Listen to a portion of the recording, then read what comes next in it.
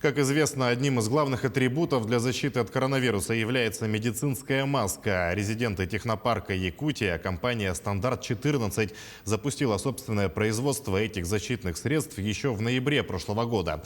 Собственный цех, специальное оборудование, а также пара десятков ловких рук. Это история о том, как во время пандемии заработать денег, но главное – помочь региону с нехваткой медицинских масок. Ульяна Шагина сейчас находится в цехе и готова рассказать нам, как все там устроено. Уля, приветствую, тебе слово. Сергей, добрый день. Мы сейчас находимся в цехе по производству медицинских масок. Справа от меня мы видим готовые изделия с медицинскими масками, а слева от меня это рулоны. Кстати, ткань ребята заказывают из Екатеринбурга. В цехе находятся 3 различных машины по производству масок. Одна из них автоматическая, одна ручная, а рядом со мной сейчас полуавтоматическая.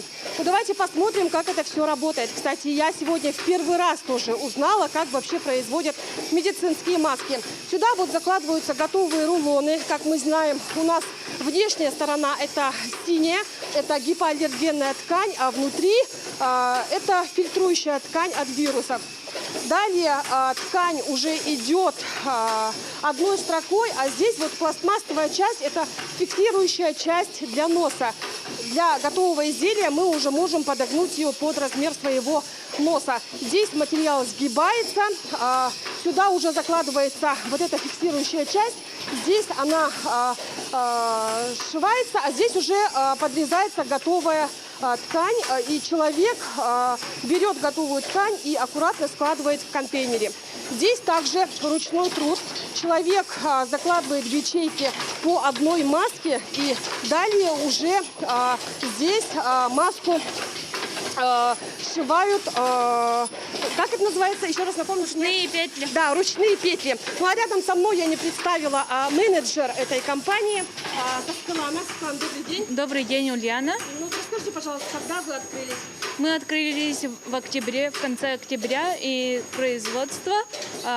Мы производим медицинские маски. У нас есть регистрационное удостоверение, все как надо сделано. У нас есть 3 станка. 2 полуавтоматических и автоматические, которые... Ну, вот чем они отличаются?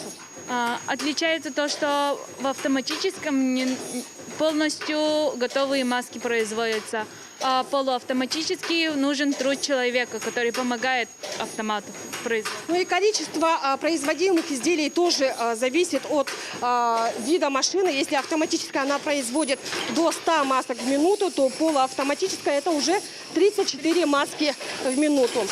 Ну, я скажу, что ребята открылись в ноябре прошлого года, и, кстати, они резиденты технопарка Якутия.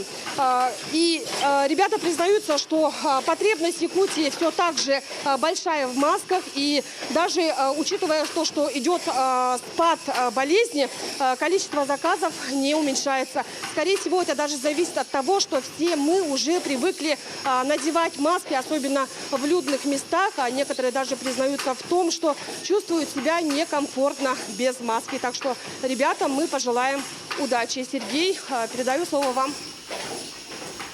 Уля, спасибо. Ульяна Шагина рассказала о собственном производстве защитных масок в Якутии.